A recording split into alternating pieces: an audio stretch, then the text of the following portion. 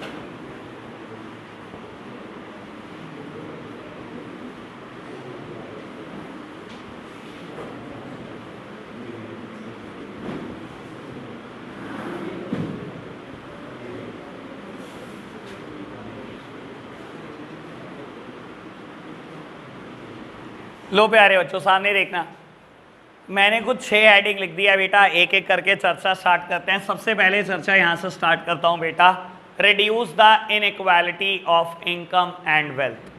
बेटा हमारे देश की सिचुएशन ऐसी है बेटा कि रिच और रिच होते चले जा रहे हैं बेटा, और पुअर की हालत खराब बेटा, दिन ब दिन और पुअर। बेटा सरकार चाहती है ये जो गैप है ना, ये जो गल्फ है बेटा रिच और पुअर के बीच का, इसको कहीं ना कहीं बेटा फिल कर दे, कहीं ना कहीं खत्म हो जाए ये गैप, ठीक है ना। हर कोई बेटा रिच ना हो तो लेकिन मॉडरेट जिंदगी तो बिता ही ले बेटा, पुअर वाली कहानी ना हो। तो बेटा सरकार क्या करती है, थ्रू गवर्नमेंट बजट, जो बेटा 1 फरवरी को गवर्नमेंट बजट आता है, हर साल उसमें टैक्स रेट आते हैं। इस बार जो टैक्स रेट आए थे मैंने उसका डिस्कशन आपके साथ बहुत बार कर लिया बेटा। अगर आपकी इनकम 5 लाख रुपए तक है तो बेटा आप कोई टैक्स नहीं दे रहे। 5 लाख से 10 लाख तक बेटा 20%, और 10 लाख से ज़्यादा 30%। एक इंसान की इनकम 8 लाख है, शुरू के 5, और एक मैं बोलता हूँ एक इंसान की इनकम 5 लाख है और एक 8 लाख है, कंपेयर करते हैं।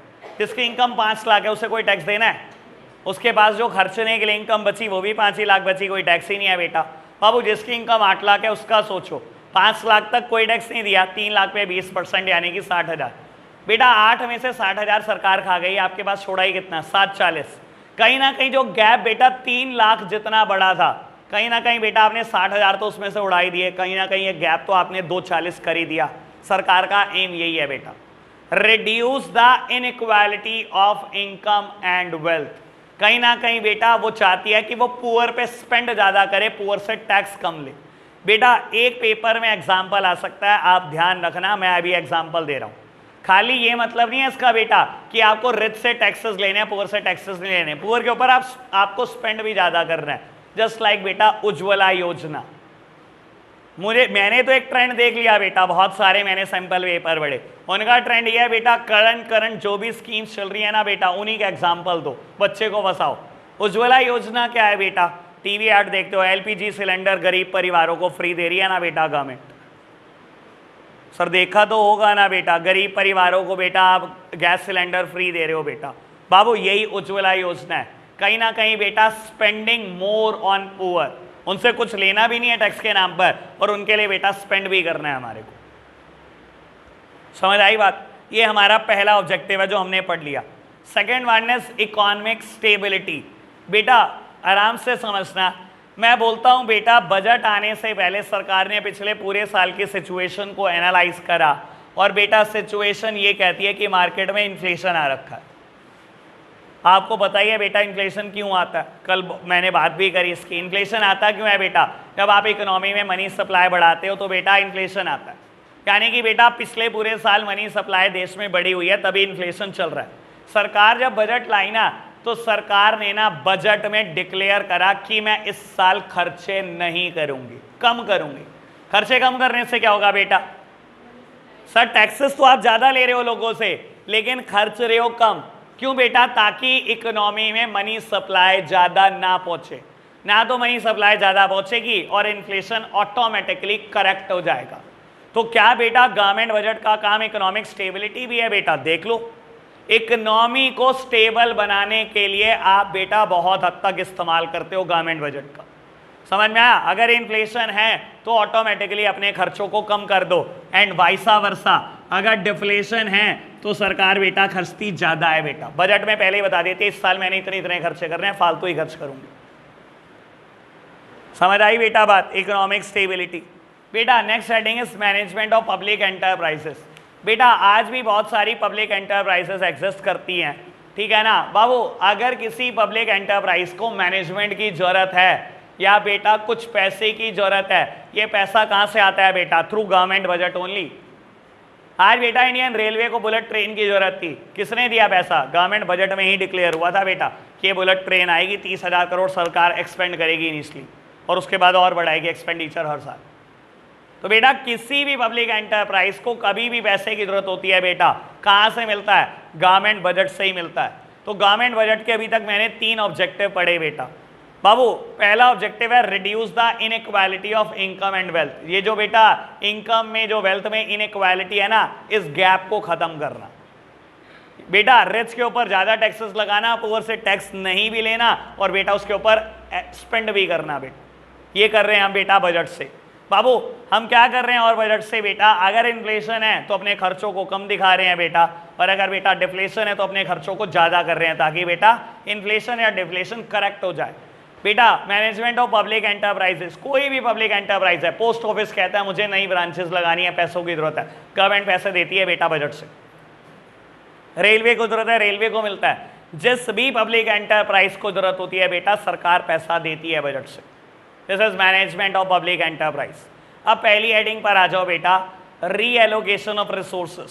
सर ये बहुत इंपॉर्टेंट लगता है, मैंने कल भी बोला था ऑब्जेक्टिव से 2 नंबर के क्वेश्चन मैं उम्मीद करता हूं, एक क्वेश्चन यहां से आएगा बेटा। रीएलोकेशन ऑफ रिसोर्सेस क्या, बहुत आराम से समझना बेटा। सरकार अपने रिसोर्सेस का ना ऐसे यूज करना चाहती है कि बेटा इकोनॉमिक ऑब्जेक्टिव भी अचीव होता रहे और सोशल ऑब्जेक्टिव भी। इकोनॉमिक ऑब्जेक्टिव मतलब सरकार पैसा भी बनाती रहे बेटा, और बेटा सोशल वेलफेयर भी करती चली जाए, सोसाइटी का भला भी करती चली जाए। अगर मैं बोलता हूं बेटा कोई सोशल प्रायोरिटी प्रोजेक्ट है, और बेटा सरकार भला कैसे सोचती है बेटा? प्राइवेट सेक्टर को कहती है ये मेरा सोशल प्रायोरिटी प्रोजेक्ट है, अगर आप इसका प्रोडक्शन करोगे तो मैं आपको सब्सिडी दे दूंगी, करो इसका प्रोडक्शन। जैसे कि बेटा सोलर पैनल, सरकार जानती है बेटा सोलर पैनल अगर घर घर में लग गए, अगर हर बिजनेस एंटरप्राइज में लग गए, तो बेटा सरकार का बहुत भला हो जाएगा।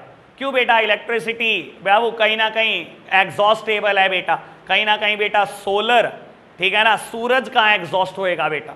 दुनिया को लगता है बेटा कि ये बहुत अच्छा मीन्स बन सकता है, और धीरे धीरे बेटा बन भी रहा है। बाबू सरकार ने बोला सोलर पैनल फिलहाल के लिए मेरा सोशल प्रायोरिटी प्रोजेक्ट है, जो कोई प्रोड्यूस करेगा 25% सब्सिडी मुझसे लेते रहो। आपने प्रोडक्शन पे 25 लाख रुपए लगाए, 6.25 लाख रुपए की सब्सिडी मैं देती हूं घर बैठे बिठाए। तो बेटा सरकार आपको इनिशिएट करती है कि सरकार का अगर आप सोशल ऑब्जेक्टिव अचीव करने में हेल्प करोगे तो सरकार आपको सब्सिडी देगी। फ्रोजन वेजिटेबल, हमेशा बोलता हूं इसके ऊपर बेटा, हर देश एक समस्या से परेशान है बेटा। हर देश में कोई ना कोई नेचुरल कैलामिटी हर साल की है, ठीक है ना, हमारे देश में भी है। देखते हो ना बेटा, कभी बाबू उत्तराखंड में कोई ना कोई समस्या है, कभी केरला बाढ़ आई हुई है, कभी कोई नेचुरल कैलामिटी, कभी कोई नेचुरल कैलामिटी।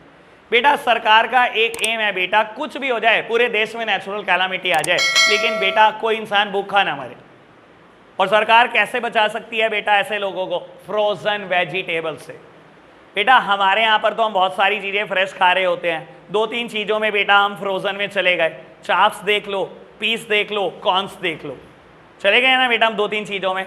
आप ऑस्ट्रेलिया चले जाओ, एक भी चीज़ फ्रेश नहीं मिलेगी आपको। Everything is frozen from A to Z. कुछ खा लो बेटा, हर चीज़ फ्रोजन आती है वहाँ पर, ठीक है ना बाबू। गवर्नमेंट भी इस तरफ जा रही है कि हमारे को क्या करना है, ज़्यादा लंबे टाइम तक बेटा अपनी वेजिटेबल को, फ्रूट्स को स्टोर करना है बेटा। कुछ भी हो जाए, कितनी नेचुरल कैलामिटी आ जाए, इतना बेटा स्टॉक होना चाहिए देश के अंदर कि सब खा पाए। आपको पता है फ्रोजन वेजिटेबल प्लांट में सब्सिडी कितनी है? 100%। कितने रुपए का लगता है प्लांट बेटा? Approx 2 CR। 2 करोड़ का प्लांट लगाओ, सरकार को प्रूफ दो कि मैं वेजिटेबल फ्रोजन करके बेचता हूं बेटा। अगर सरकार आपके प्रूफ से सेटिस्फाई हुई तो बोले 2 करोड़ रुपए आपके खाते में वापस आ जाएंगे, 1 रुपया नहीं डिडक्ट हो रहा। 100% सब्सिडी। सोच सकते हो शायद इस बारे में बेटा। बाबू अब सरकार के लिए सोशल प्रायोरिटी प्रोजेक्ट है, सरकार ने सोचा मेरे को अपना सोशल ऑब्जेक्टिव अचीव करना है, तो बेटा आपको सब्सिडी ऑफर कर रही है। और बेटा अगर फिर भी प्राइवेट सेक्टर इंटरेस्ट ना दिखाए तो सर गवर्नमेंट मर थोड़ी गई है। गवर्नमेंट कहती है आप नहीं प्रोड्यूस करोगे तो बेटा मैं डायरेक्ट प्रोडक्शन करूंगी इन चीजों को, या तो आप कर लो, आप नहीं कर रहे तो बेटा मैं डायरेक्ट प्रोडक्शन करूँ।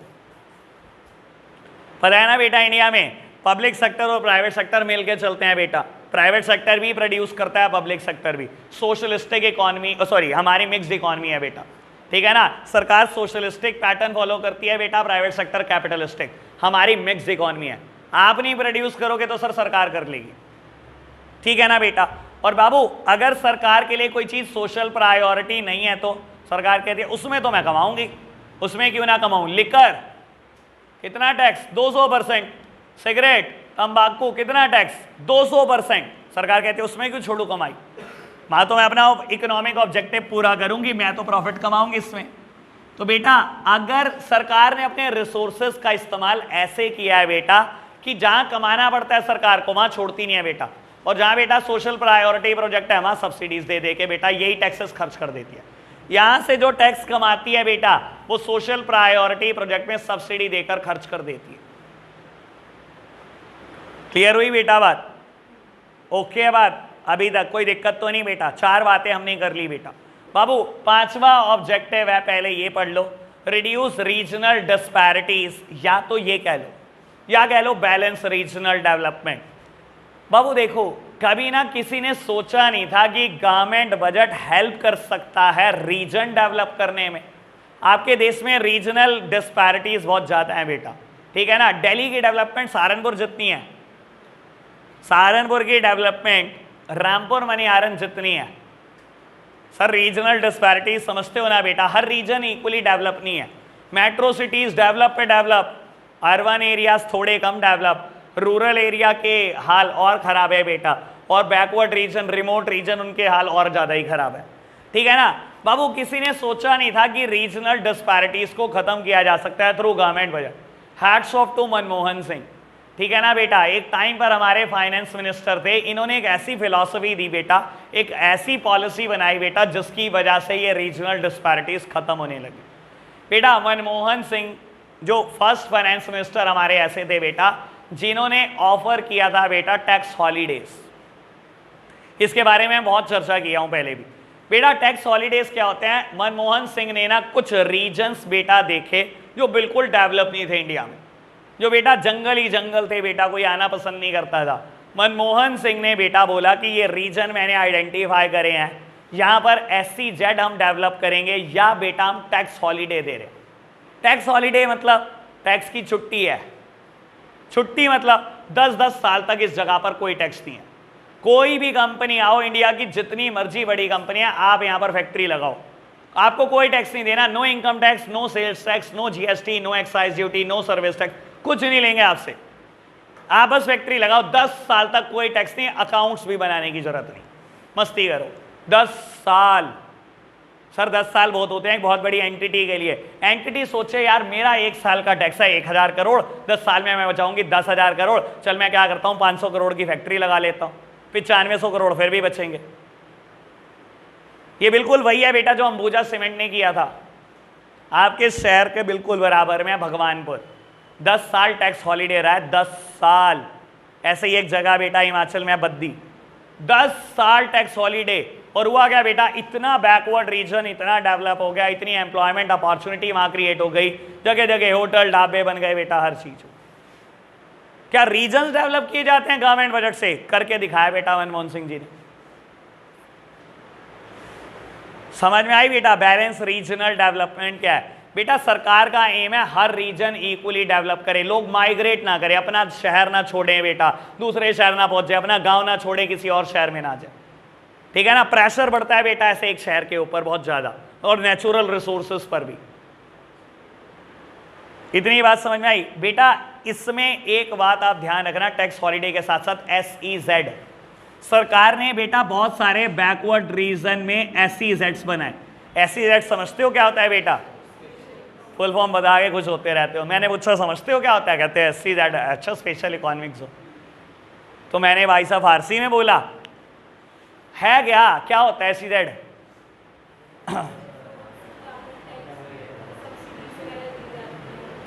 बेटा देखो SEZ ना, मेरी तरफ देखना, SEZ ना बेटा आपके ही देश का कोई रीजन होता है बेटा जहां पर पूरे देश से अलग इकोनॉमिक पॉलिसी चलती है, अलग टैक्सेशन पॉलिसी चलती है।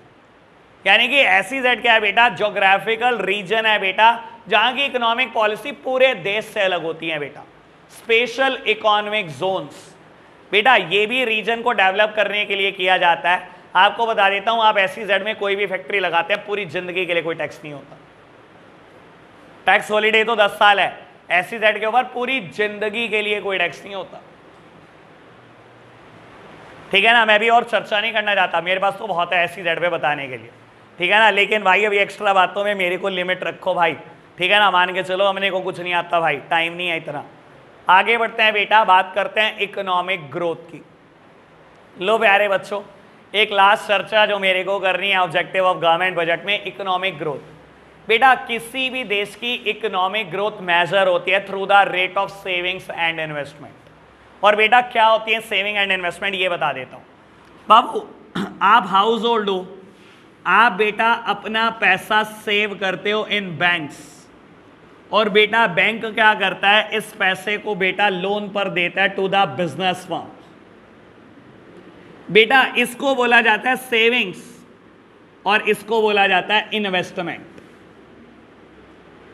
ठीक है ना। हमारी सिंपल भाषा में बेटा हाउस होल्ड सेव करता है बैंक में and bank land this firm to the business firm. हमने बेटा 100 200 रुपए करके बैंक में जमा करे, बैंक के पास करोड़ हुए, बैंक ने करोड़ का लोन दे दिया बिजनेस फर्म को। उसने बेटा क्या करा, प्रोडक्शन यूनिट लगाई, देश में गुड्स प्रोड्यूस करा, GDP में कंट्रीब्यूट कर रहा। तो हम मानते हैं बेटा इकोनॉमिक ग्रोथ डिपेंड करती है on the rate of saving as well as on the rate of investment. अगर बेटा rate of saving rate of investment बहुत ज्यादा है तो देश पक्का ग्रो करेगा बेटा।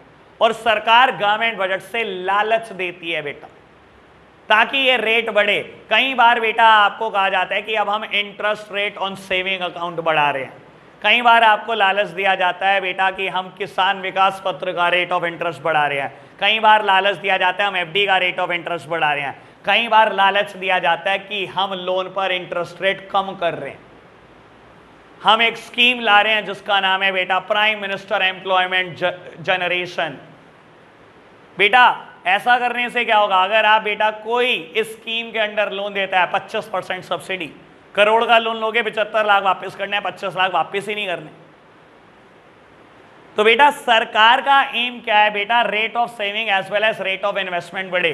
जैसे ही बेटा ये दोनों रेट बढ़ते हैं देश में नई प्रोडक्शन यूनिट लगती हैं बेटा, कहीं ना कहीं GDP बढ़ता है देश का, कहीं ना कहीं इकोनॉमिक ग्रोथ होती है। समझ आई बेटा बात? ये 6 ऑब्जेक्टिव है बेटा, as it is Sandeep Garg की बुक में भी लिखे गए हैं।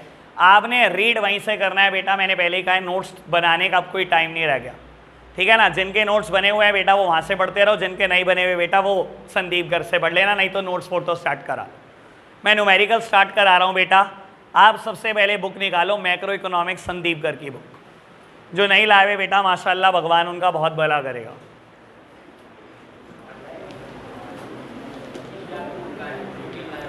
चलो जी,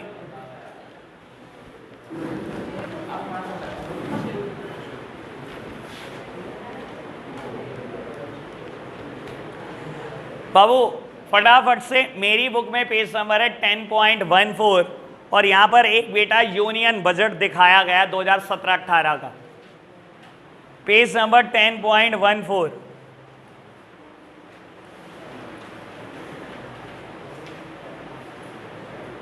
है आपकी बुक में? नहीं है? चलो खैर, मेरे को दिखाना था यूनियन बजट दिखने में कैसा होता है, क्वेश्चन भी कराना था, अभी बाद में शेयर करता हूं ग्रुप में। एक काम करते हैं बेटा, एग्जाम्पल नंबर 1 से स्टार्ट करते हैं। ये 10.15 पर है एग्जाम्पल नंबर 1। बाबू यही क्वेश्चन होगा ना, देखना है ना। Government budget revenue deficit is 35 CR, revenue receipt is 70 CR और कैपिटल एक्सपेंडिचर 120। ये है क्वेश्चन? नहीं मिला नम्रता? 10.16 पे होगा, देखो आपकी बुक में 10.18 पर होगा कुछ बुक में, बिल्कुल लेटेस्ट बुक में 10.18।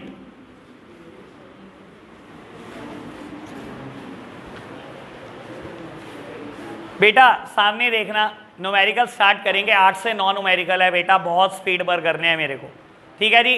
बाबू 3 फॉर्मूला जो कल बताए थे न्यूमेरिकल सब उसी पर बेस्ड है। सबसे पहले हमने पढ़ा था बेटा फॉर्मूला रेवेन्यू डेफिसिट का।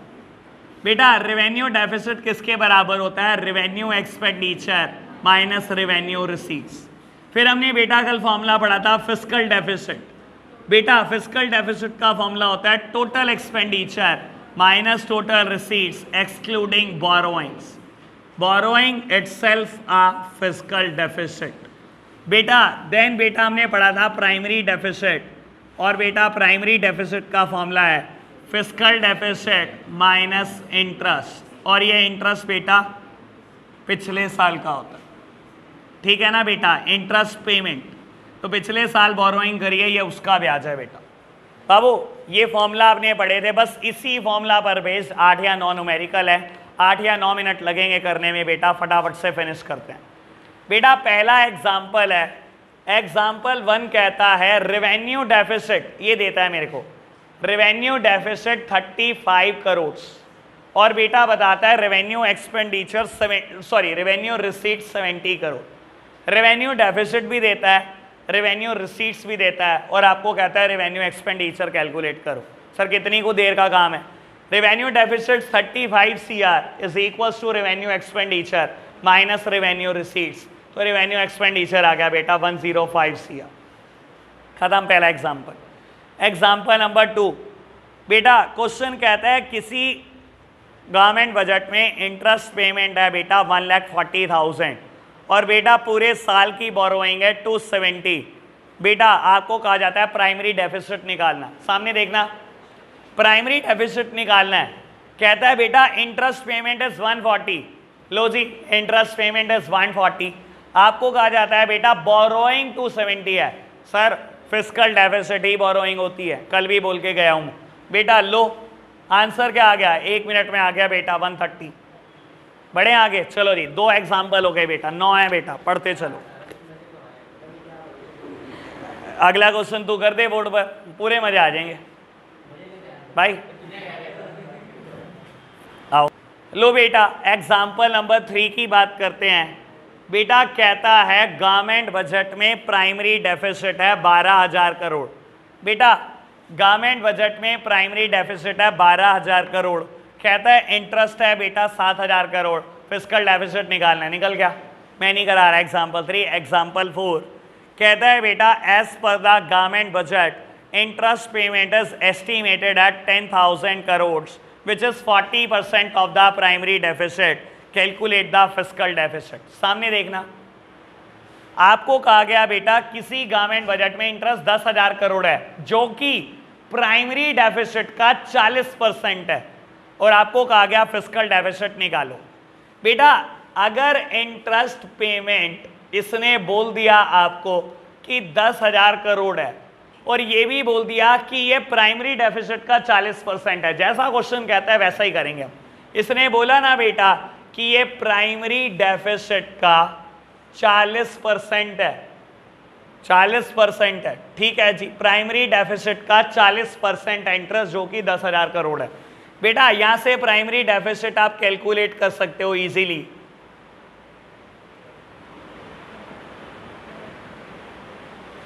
बेटा ये आ गया 25,000 करोड़। 25,000 करोड़ ये बेटा 10,000 है, फिस्कल डेफिसिट 35,000। चलो जी बढ़ो आगे, 4 एग्जाम्पल हो गए बेटा। 5वां आपको कहा गया बेटा calculate from the following data about the government budget find out revenue deficit, fiscal deficit and primary deficit. और बेटा 5 फिगर्स गिवन है आपको। Capital receipt net of borrowing, यानी कि बेटा एक्सक्लूडिंग बोरोइंग। कहता है कैपिटल रिसीट है net of borrowing. Net of borrowing मतलब इसमें बोरोइंग नहीं है बेटा, बोरोइंग माइनस करके नेट ऑफ बोरोइंग, यानी कि excluding borrowing. Revenue expenditure, interest payment, revenue receipts और कैपिटल एक्सपेंडिचर, सारा डेटा गिवन है। ये फॉर्मूला इंप्लीमेंट करने हैं, आप करके दिखा रहे हो ये क्वेश्चन, जल्दी करके दिखाना। लो बेटा एग्जाम्पल नंबर 6 कर रहा हूं आपके साथ। बेटा एग्जाम्पल नंबर 6 आपको कहा जाता है कैलकुलेट द फिस्कल डेफिसिट। और बेटा कुछ 4 आइटम दी गई हैं, जिसमें से सेकंड वन इज बोरोइंग। मुझे पता है बेटा जिन्होंने कल की क्लास नहीं सुनी क्या कर रहे होंगे, यही फॉर्मूला लगाने में लगे हुए होंगे। बेटा fiscal deficit is itself a borrowing. मैं तो बोल बोल के थक गया। बोरोइंग बेटा 15,000 है, फिस्कल डेफिसिट 15,000 है, मैंने कुछ भी सॉल्व नहीं किया। और बेटा रही बात सेकेंड पार्ट की, मुझसे पूछा गया प्राइमरी डेफिसिट, इसका फॉर्मूला होता है बेटा fiscal deficit minus interest payment. Fiscal deficit है 15,000 करोड़, इंटरेस्ट पेमेंट आपको कहता है 25% ऑफ द रेवेन्यू डेफिसिट। इधर देखना, यानी कि रेवेन्यू डेफिसिट का फॉर्मूला लगाना पड़ेगा, उसका 25%। तो बेटा इंटरेस्ट पेमेंट पे लगाओ स्टार। लो जी स्टार को डिफाइन कर रहा हूं बाबू, 25% है रेवेन्यू डेफिसिट का, ठीक है ना। 25% है रेवेन्यू डेफिसिट, किसके बराबर होता है? Revenue expenditure minus revenue receipt, यानी कि 20,000 का 25% 5,000। ये लो आंसर आ गया, प्राइमरी डेफिसिट 10,000 करोड़। कितना को औखा है, फटाफट से करके दिखाओ बेटा 7th 8th 9th। लो बेटा एग्जाम्पल नंबर 7 कर रहा हूं मैं, B part fiscal deficit. Simran देगा, एग्जाम्पल नंबर 7 कर रहे हैं बेटा, B part fiscal deficit calculate कर रहे हैं। बेटा फिस्कल डेफिसिट का फॉर्मूला लगाओ आप, total expenditure minus total receipts excluding borrowings, ऐसा ही है बेटा। टोटल एक्सपेंडिचर को क्या मैं ऐसे नहीं लिख सकता कि revenue expenditure plus capital expenditure? Total receipt को ऐसे नहीं लिख सकते revenue receipt plus capital receipts? बेटा फॉर्मूला को बेटा और क्लियर करो, ये बेटा माइनस में आ जाएंगी दोनों चीजें। अगर मैं इसको -10 revenue expenditure minus revenue receipts, इसको लिख सकता हूं रेवेन्यू डेफिसिट, तो मैंने लिख दिया revenue deficit plus capital expenditure minus capital receipts. अब आप देख लो बेटा क्वेश्चन में आपको सब कुछ गिवन है। रेवेन्यू डेफिसिट गिवन है बेटा 12,000 crore plus capital expenditure given है बेटा 35,000 करोड़। और बेटा फर्स्ट पढ़ो item, non debt creating capital receipt. Sir word समझना, non debt, debt means borrowing नहीं, डेट का मतलब क्या होता है? बोरोइंग। नॉन डेट कहता है ये कैपिटल रिसीट तो है लेकिन इसके अंदर बोरोइंग नहीं है, मुझे भी तो वही चाहिए होती है बेटा। तो बेटा कितने की दे रखी है ये? 25,000 करोड़। आंसर आ गया होगा 22। ऐसे ही बेटा क्वेश्चन नंबर 8 में भी कैपिटल एक्सपेंडिचर निकलेगा। जो बेटा क्वेश्चन नंबर 8 का ए पार्ट है ना, मेरी तरफ देखना, क्वेश्चन नंबर 8 के ए पार्ट में आपको ये भी गिवन है, ये भी गिवन है, ये भी गिवन है, और आपसे पूछा गया कैपिटल एक्सपेंडिचर। फॉर्मूला यही लगाना है बेटा, ये निकल जाएगा बेटा। 1 2 3 आइटम गिवन है आपको, सर जैसे भी निकलता है, कोई हार्ड एंड फास्ट रूल नहीं है, यही लगाना है। ठीक है जी, फटाफट से करके दिखाओ 9 तक जल्दी। आज के लिए हम इतना ही रख रहे हैं बेटा, बाय बाय।